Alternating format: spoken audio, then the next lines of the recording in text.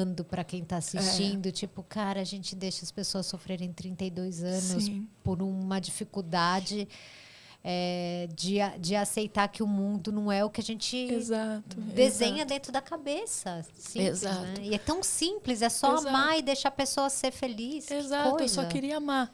Tanto que quando a gente começou a conversar sobre esse projeto, eu trabalho com cinema, sou exibidora, né? A gente tem cinema aí por 35 lugares aí no Brasil e tal, 35 cidades. Mas eu sempre tive essa coisa de contar a minha história, sabe? Porque, infelizmente, graças a Deus, eu não fiz parte da estatística, mas, infelizmente, muita gente faz. Exato. Muita gente faz. E aí, eu lembro que um dia eu estava assim, eu falei assim, cara, ninguém merece morrer por amor. E daí que veio o título, eu falei, cara, não nasci para morrer de amor. É sobre isso, sabe? A gente vai contar histórias de mais 2 outras pessoas ainda, né, e tal. A gente vai ressignificar algumas outras histórias, mas foi daí que a gente pensou no nome do filme, coisa e tal. E aí, hoje é assim, é uma família acolhedora, amorosa. Que é o comecinho, como você começou a contar a história através, né? Acho que você fez até esse cuidado de falar, conseguir, né, colocar os seus pais nesse lugar de acolhedores, tudo, e depois contar essa longa história de dor. Porque você teve essa conquista dentro de casa e tem gente que não tem conquista até hoje, né? Tem o que a Bruna me pegou muito o que ela falou, assim, que valeu a pena ter insistido, porque hoje ela é feliz, né? Feliz com a família, feliz com os pais.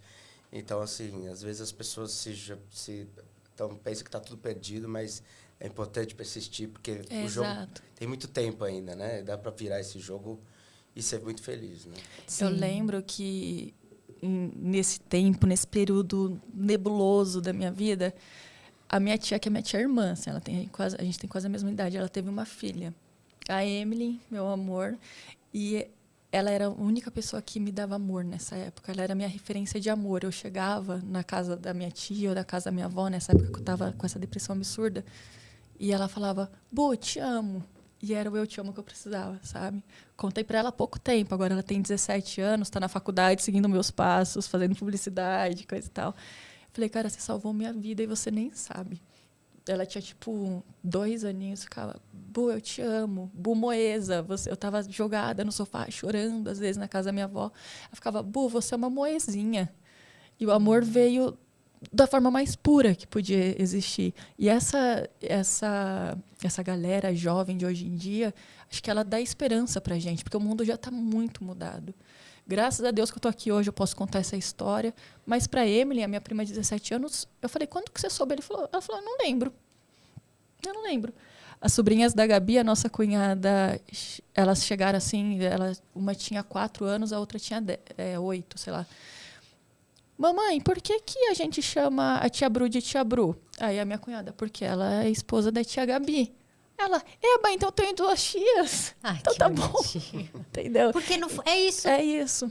É isso, né? É bem mais simples do que se é desenhado. E aí você percebe que isso é uma construção social, né? As pessoas vão reproduzindo e acaba virando isso. Então, quanto mais a gente falar, e é por isso que eu te agradeço muito por me ter aqui, quanto mais a gente falar que amor é só amor, sabe? Sim. Mais a gente vai tocando vidas e coisa e tal. Que nessa sociedade aí nova que tá, essa molecada que tá chegando, não é uma questão para eles. Na nossa época era, né? Muito difícil. Muito obrigada por compartilhar. E onde que entra o Bruno nessa história? Aí é com você. Comigo. Então, aí a gente se encontrou, né? Na vida profissional, enfim, para fazer projetos juntos. E a Bru me apresentou esse projeto, que é o Não Nasci Pra Morrer de Amor, junto com outras 2 histórias.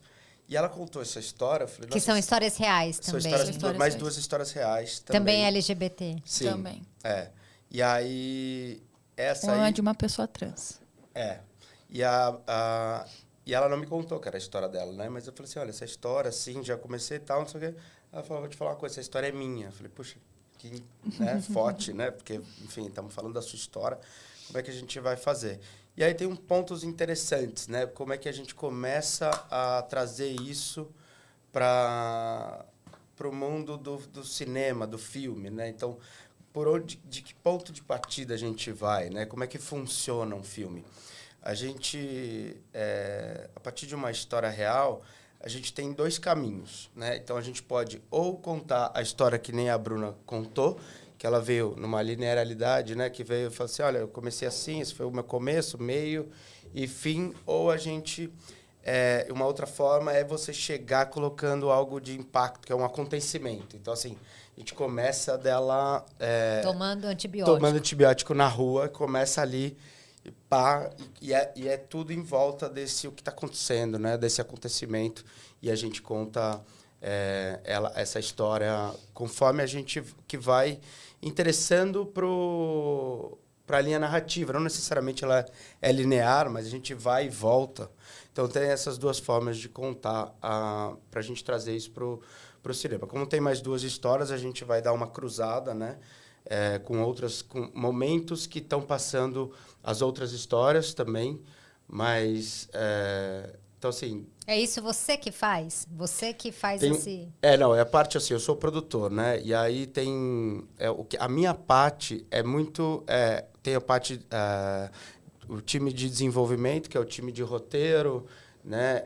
Que aí faz toda... A gente começa como um argumento, aí depois vai para uma escaleta, que é você divide já as cenas, e depois você começa a desenvolver um roteiro já.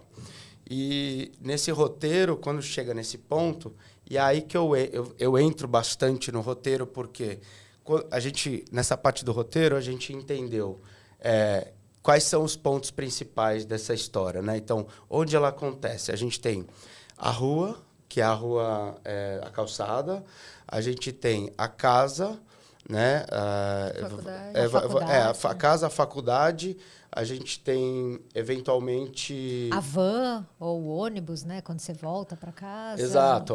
Momentos, assim, esses que a gente define como as principais locações, e a gente pega também os personagens. Quem são os principais personagens dessa história? E, enfim, aí saímos de Bruna, né? Mas fala assim, ó, tem o pai, tem a mãe, tem o irmão, tem a namorada, que da primeiro amor, aí tem o namorado fachada, o noivo, e depois a esposa atual. Então, essas são as principais. E assim, quando você conta uma boa história, você precisa de um bom vilão, né? Não é... E assim, quando a gente conta, fala assim, legal... Não vai colocar meu pai como vilão, pelo não amor de Deus. Não estamos falando do seu pai, a gente já está falando de outra história. Mas assim, o lance... E uma coisa interessante de falar de vilão é que, assim, é muito fácil você colocar ela... Todo mundo defender ela e um vilão ser um carrasco. Mas como é que você faz alguém amar o vilão também? E aí que a gente começa a entender por onde... Porque, assim, um bom roteiro, você começa a gostar do vilão. Né? Você fala assim, nossa, mas eu entendo ele. Entendo ele tem, sabe? Ele teve uma vida muito sofrida, ele merece, sabe?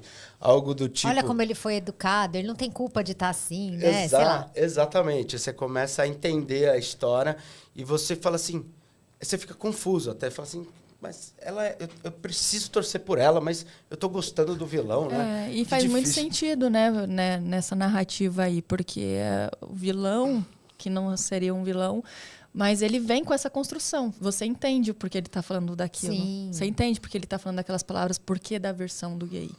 Total. Porque ele foi construído assim, cara. Né? A história faz muito sentido. E aí... Pode ser o vilão nessa história também, nesse caso, a própria igreja, né? Sim. Exato.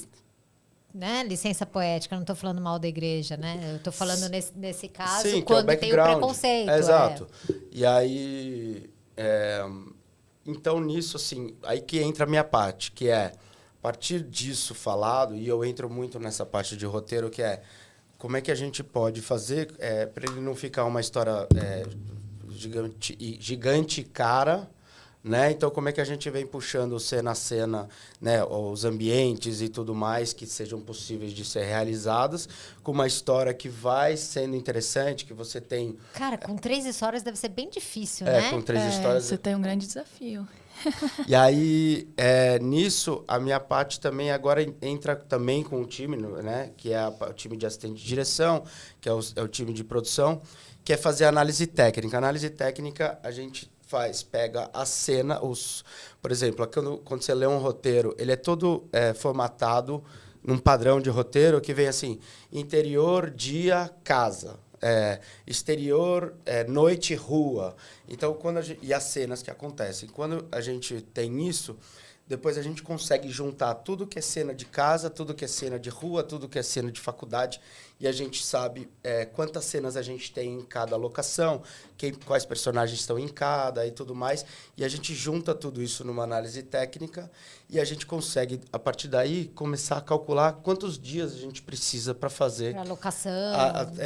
Quantos dias naquela locação para fazer todas essas cenas, então, toda essa parte...